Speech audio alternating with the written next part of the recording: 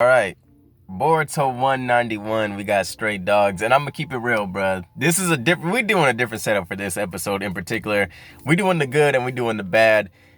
I will say this episode had a lot of good symbolism, but it was just covered in a lot of fluffy stuff, like a lot of fluffy material type shit. Was it my favorite episode? No.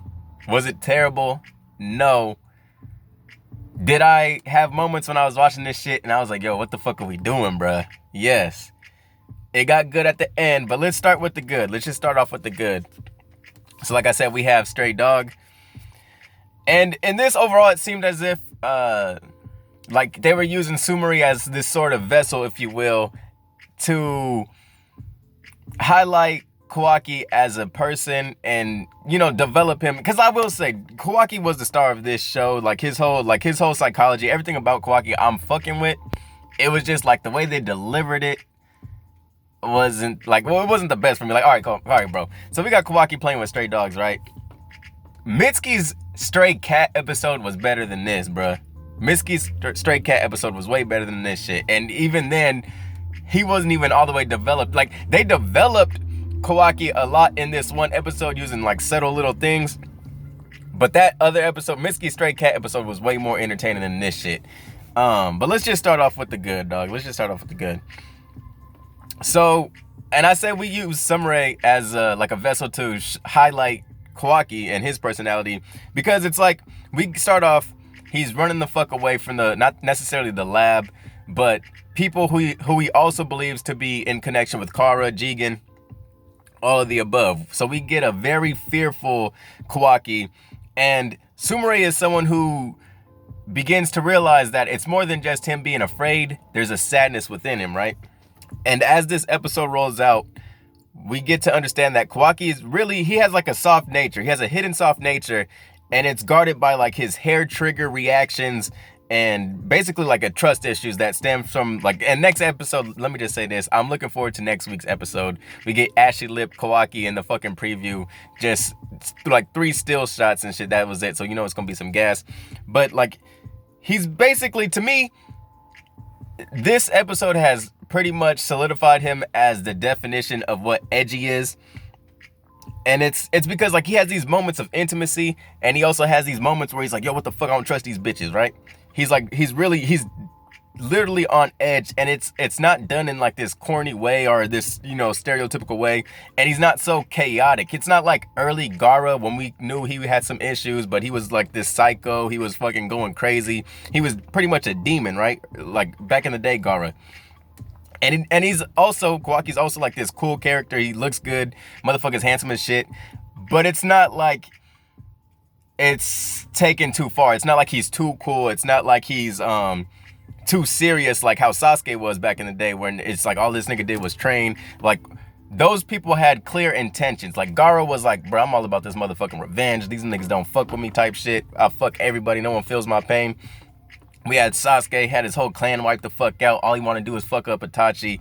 Niggas don't know my pain. I have a goal. These niggas had goals. Whereas Kawaki's different. It's more like Kawaki, probably out of all those people, is probably the most relatable and most universal character compared to like someone like Gaara or Sasuke. Because it's like he's really being ruled by his fear and his insecurity. That's what's really pumping him up. That's what's really his main motivation at this moment, right? And I don't necessarily know if it's like this wave of new gen characters, because like, to me, and they're like on the opposite end of spectrums, right? Where we have Yuji in a show like, what the fuck, not Attack on Titan, what the Jujutsu Kaisen, right? Where he's the main character, but he's not like too cool. He's not Mr. I got all these hoes. He's very relatable. He doesn't take himself too serious. He's strong, of course. He's funny. He's like a lot of these things, but it's like he's realistic in a way. And that goes the same with Kawaki, who's like the edgy, the cool guy, you know, but not really. You know, there's like some sensitivity within him. There's more relatable traits to Kawaki, right? Like I said, he's fueled by insecurity. He's fueled by his fears. And all of this is shown literally through a fucking stray dog. Where we see him running through this motherfucking town, He's hungry as shit. He can't regenerate. He sees bread on the floor. And as opposed to feeding himself, he feeds this dog who he, ends up relating to before he feeds himself. And this is what I mean by trying to guard his soft spot. Like he has this, these protective traits, like these, what's it called? These defense mechanisms where he's like, man, fuck this shit. I didn't want the bread anyway. It's dirty. I can't eat that shit. Like, as opposed to opening up and, showing those types of emotions, he's just like, man, fuck this shit. I don't fuck with it. I didn't want the bread. Here, you take it. As opposed to, here you go. You look like you need it more than I do. And let's be real, bruh. He's trying to escape people. He's trying to regenerate. He needs the bread. At the end of the day, the dog is a dog, nigga. I'm trying to survive. But he still has that moment, that soft spot within him to feed the dog.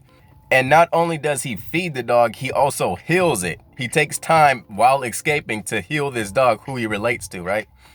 And furthermore, this is pretty much after, like, the coast is clear and he's able to eat the sausage. He's about to throw this rock at the dog I don't think he's not going to throw the rock because I'm fast forwarding. Sorry, I got a little excited. Like, there's a point where the dog attacks him, right? He chopped the nigga and he grabs, this is where I say the hair trigger type traits he has. He grabs the dog by the neck. He could really kill the dog if he wanted to, yet he doesn't. He begins to have a conversation. He's like, good, you shouldn't trust people. Even though I healed you, you shouldn't trust people. And at the end of everything where the dog, is still on the side of befriending Kawaki, he's like, yo, get the fuck away. And this is where Sumire kind of comes in and is like, because Kawaki's pretty much saying it's not good to trust anybody. It's better to just keep away from people. Sumire's like, are you just talking about yourself? Where she really means, look, I know Kawaki, I know you would like to be friends with motherfuckers at the end of the day. It's just you're afraid of people getting close to you because you fear like this consequence of what it is to be friends with you with motherfuckers like Kara coming after you and shit. You're afraid to let people into your life. Whereas, you're like, clearly he had some type of vibe with the dog. And it's crazy that he has such a defense mechanism where he won't even admit his own feelings to this being that can't really communicate to like humans and shit. It's a dog. It's not even a human being. It's a dog, right? So he can't even confess to man's best friend, bruh. But as I said, Sumire is kind of like the vessel to let us in on knowing what the fuck Kawaki is going through. And Team 7 pretty much played the back in this whole episode, right? But let's get into the shit that just I didn't really fuck with, right?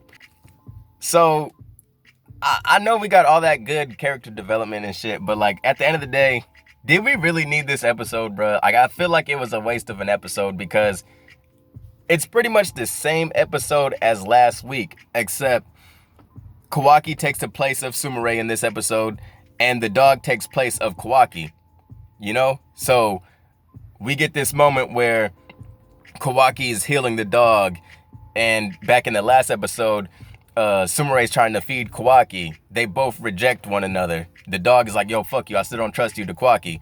Kawaki's like, yo, fuck you, bitch, I'm gonna kick that food out your hand, I don't fuck with you niggas, to Sumire, right? So it's kind of like we're seeing the same shit we saw last week, except with a different character. It's more like of a parallel of last week. And I know it's done symbolically. I know it's done, purposefully. But it's like, come on, bro. Give us that work, dog. Like, we don't need, like, did we need this episode? Do we need poetry? Do we need poetry at this? Like, nigga, we trying to see niggas throw hands.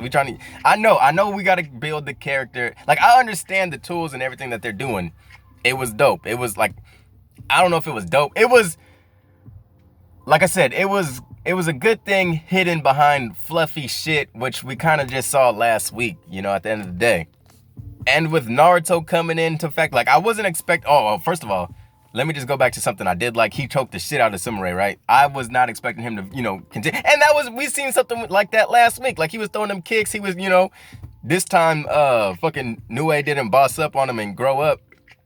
But we pretty much seen this shit last week. And then Karma. I wasn't expecting Karma. There was witnesses, people seeing what the fuck Karma was about to pop off. Like, there's people like, yo, like, imagine the gossip. Naruto pulls up. And I don't know if this cheapens a moment that's to happen in the future that we saw in the manga where Naruto uses this form to kind of like get Kawaki to chill the fuck out. Because I think that was a pretty big moment to Kawaki where, it kind of shifted a gear within Kawaki's mind about Naruto and who he is in comparison to other motherfuckers that he has seen in the past, or, you know, who have had influence on his life. But I'm gonna leave that with that, bro. Like, this was I can't even give this shit a grade. It was an episode of Boruto, and I'm happy that we got it. Young Lord is still the Young Lord. Mitsuki's cat episode was better than Kawaki's dog episode. Mitsuki needs a cover art for Boruto. We still need that. And I'm gonna leave that there. Shout out to Kosh and Koji just cuz. Shout out to all my niggas. Peace. See y'all niggas next week. And shout out to that last chapter of Boruto, because like at first read, it was kind of like, yo, what the fuck is this? I got into a little debate within a For Never Worlds video, like in the comment section, and like I had to take some time to think about this shit. And it does make sense at the, oh shit, hold on. I almost spoiled. Hey, all right, peace, y'all. Peace.